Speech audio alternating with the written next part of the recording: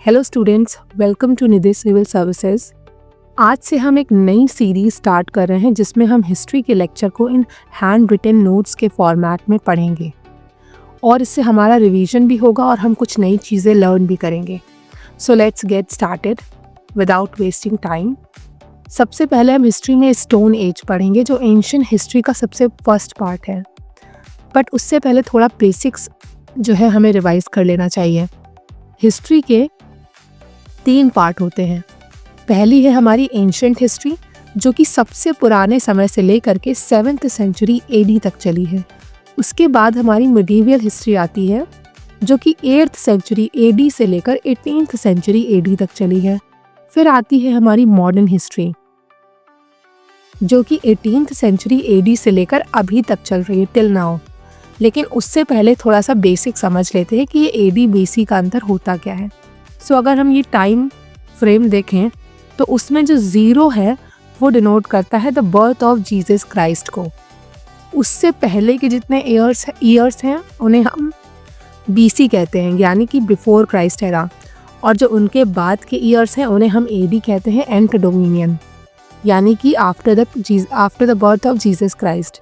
लेकिन यहाँ पे एक कंफ्यूजन होती है जो बहुत सारे स्टूडेंट्स को हो जाती है, वो ये है कि बीसी में जब हम ईयर की नंबरिंग करते हैं तो जो 300 बीसी है वो ओल्डर होता है 100 बीसी से, और एडी में ऐसा नहीं होता है। जो 300 एडी होता है वो रिसेंट समय होता है 100 एडी के कंपैरिजन में। सो अगर हम एंशिएंट हिस्ट्री की भी बात करें तो उनका भी फर्दर 3 क्लासिफिकेशन हुआ है, pre history, proto history and the history. जो प्री हिस्ट्री है वो ऐसी हिस्ट्री है जिसमें हमको कोई रिटन सबूत ही नहीं मिले हुए हैं। हमने जो कुछ भी जाना है वो एक्सकवेशंस के थ्रू जाना है। लेकिन जो प्रोटो हिस्ट्री है उसमें हमको रिटन एविडेंसेस तो मिले हैं लेकिन हम उनको डिसाइफर नहीं कर पाए हैं कि उनका मतलब क्या है। जैसे कि इंडस वैली सिविलाइजेशन की जो स्क्रिप्ट है वो हमको मिली है but we were not able to decipher it still. और हिस्ट्री में हमें रिटन रिकॉर्ड्स भी मिले हैं और उन्हें हमने डिसाइफर करके समझ भी लिया है। फर्दर जो प्री हिस्ट्री है उसके 3 पार्ट्स हैं जिन्हें हम आज पढ़ेंगे, stone age, copper age and bronze age. ये जो ब्रॉन्ज एज है ये थोड़ा सा ओवरलैप करती है with the IVC, Indus valley civilisation. Now let's start with the stone age. So यहाँ पे on the basis of stones हमने स्टोन एज को 3 पार्ट्स में क्लासिफाई किया है। First is our palaeolithic. Palaeolithic यानी कि old stone age, palaeo means old होता है। मीजोलिथिक यानी कि मिडिल स्टोन एज। नियोलिथिक यानी कि न्यू, और lithic means stone, new stone age. इसका जो पेलियोलिथिक का टाइम पीरियड है वो 5 लाख BC से लेकर के 10,000 BC तक का है। ये जो टाइम पीरियड है ये डिफर करते हैं sources to sources, but major जो रहेगा वो इसी के बीच में रहेगा कहीं ना कहीं। सो आपको रफ आइडिया होना ज़रूरी है। मीजोलिथिक जो है वो 9000 BC से लेकर के 4000 BC तक का था। नियोलिथिक जो हमारा है वो 7000 BC से लेकर 1000 BC तक है। अगर हम बात करें तीनों स्टोन एजेस तो ये प्लीस्टोसीन एरा में लाई करी हैं। प्लीस्टोसीन मतलब आइस एज वाला एरा जो हमारा था, लेकिन अभी जो चल रहा है वो होलोसीन है। अगर हम नियोलिथिक की बात करें तो वो प्लीस्टोसीन का जो लास्ट फेज था, आइस एज का जो लास्ट फेज था उसमें लाई करा था नियोलिथिक, और उसके बाद से नियोलिथिक के एंड के बाद से होलोसीन स्टार्ट हो गया एरा जो अभी तक चल रहा है। Now let's move further. Palaeolithic की कुछ इंपॉर्टेंट साइट्स हैं जिन्हें जान लेना बहुत ज़रूरी है।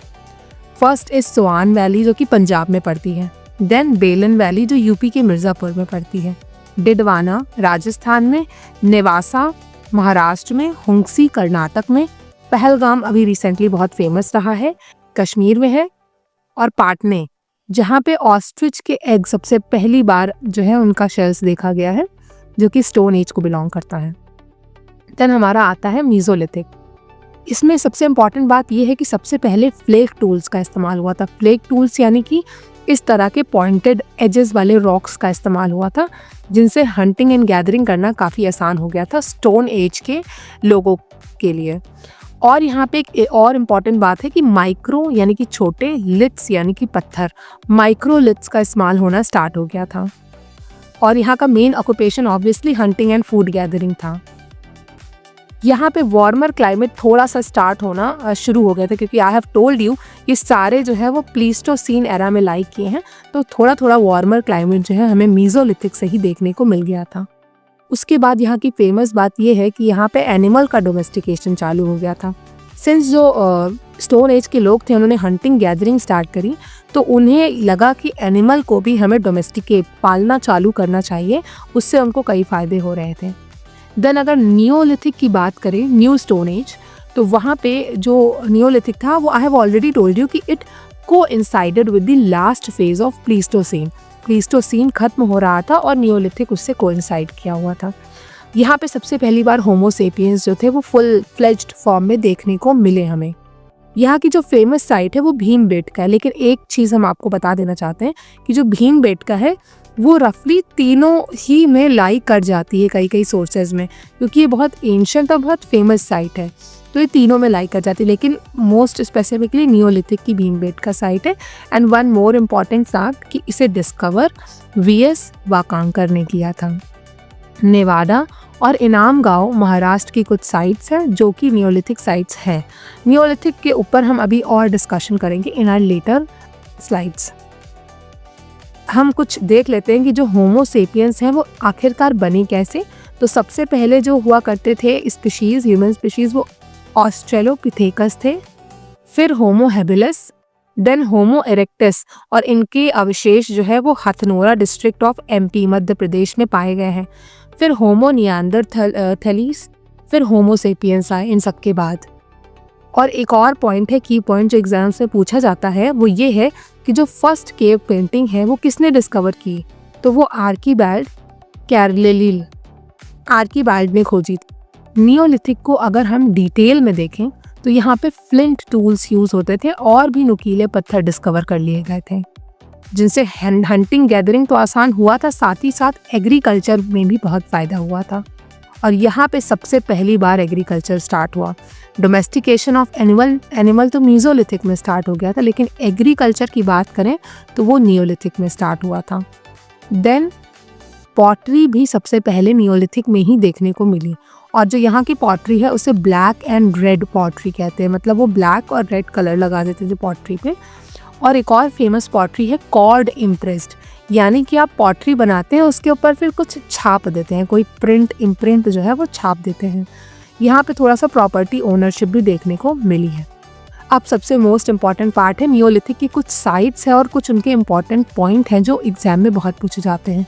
सबसे पहले हम स्टार्ट करते हैं कश्मीर में श्रीनगर के पास पड़ने वाली साइट बुर्जा होम से। यहाँ पे आपको पिट ड्वेलिंग देखने को मिलती है। पिट ड्वेलिंग यानी कि लोग गड्ढा खोद के उसके अंदर रहा करते थे। यहाँ पे सबसे पहली बार डॉग को बरी पाया गया विद हिज मास्टर। एक्सकवेशन के दौरान डॉग को बरी पाया गया उनके मास्टर के साथ। फिर उसी से जस्ट नीचे गुफक्रल पड़ता है, जिसे केव ऑफ पॉटर्स भी कहते हैं। यहाँ की पॉटरी बहुत फेमस थी, इसीलिए इसे केव ऑफ पॉटर्स भी कहते हैं। फिर यहाँ पे बलूचिस्तान के एरिया में मेहरगढ़ की साइट पड़ती है, जो सबसे इम्पॉर्टेंट नियोलिथिक साइट है। यहाँ पे वीट, बार्ले और कॉटन के वो सीड्स पाए गए हुए थे, और यहाँ पे मड ब्रिक ड्वेलिंग होती थी। फर्दर अगर हम बात करें तो बिहार की एक साइट है चिरान, यहाँ पे बोन टूल्स पाए गए थे। कोल डीवा जो कि इलाहाबाद के थोड़ा पास यूपी में पड़ती है, वहाँ पे आपको राइस, सबसे पहली बार राइस देखने को मिला। उसके बाद दाउजली हैडिंग जो कि असम की एक साइट है, नियोलिथिक साइट, यहाँ पे जेडाइट स्टोन मिले। जेडाइट एक डार्क ग्रीनिश या ब्लूइश कलर का जो होता है स्टोन होता है, बहुत ही फेमस था स्टोन एज के दौरान। फिर हलूर हमारी एक साइट है जो कर्नाटका में पड़ती है। पय्यमपल्ली हमारी तमिलनाडु की साइट है। और एक और साइट है जो इंडिया की नहीं है बट आउट ऑफ इंडिया की है, टर्की में है वो, कैटल ह्यूयुक। प्रोनाउंसिएशन इसका रॉन्ग हो सकता है बट आप नाम याद रखिएगा, ये टर्की की साइट है। यहाँ ये फर्स्ट ह्यूमन प्रोटो सिटी थी, ये। सो आई थिंक नियोलिथिक साइट्स अब आपको क्लियर हो चुकी हैं। देन अब हम थोड़ा सा जो है चाल्कोलिथिक एज के बारे में डिस्कस करेंगे। इस पे और भी डिटेल्ड वीडियोस आपको फर्दर लेक्चर्स में देखने को मिलेगी। चाल्कोलिथिक यानी कि कॉपर एज, ये इसका जो टाइम पीरियड है वो है 2500 से लेकर 1000 BC तक का। और इसमें जो फेमस हमारी माइंस है वो खेतरी माइंस है राजस्थान की, फिर मलाज खंड ये मध्य प्रदेश की है। और जो कॉपर मेटल है वो पहला मेटल है जो कि इंसानों ने खोजा था। और चालकोलिथिक में हमें अर्न बरियल देखने को मिला सबसे पहली बार। अर्न बरियल मतलब मटके में आप भर करके अस्थियां जो होती हैं उनको आप बरी करते हैं, इस तरह की चीज़ें वहाँ देखने को मिली। यहाँ पर भी ब्लैक एंड रेड पॉटरी जो थी वो कंटिन्यू थी, जो नियोलिथिक में हमने देखी थी। फर्दर यहाँ पे ऑक्रे कलर्ड पॉटरी भी थी। ऑक्रे मतलब जो गेहुआ रंग होता है उस कलर की पॉटरी भी स्टार्ट हो चुकी थी।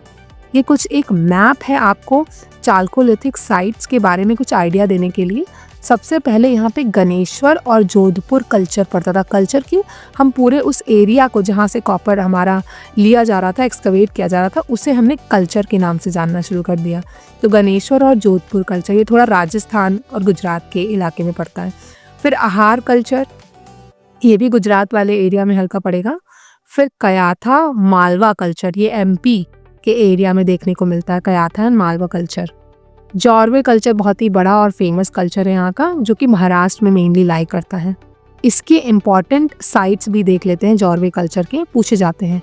नेवासा, दायमाबाद, चंडोली, इनाम गांव, नासिक और नावदातोली, ये सभी साइट्स महाराष्ट्र में हैं। और इनमें से सबसे बड़ी जो साइट है वो दायमाबाद की साइट है, लार्जेस्ट।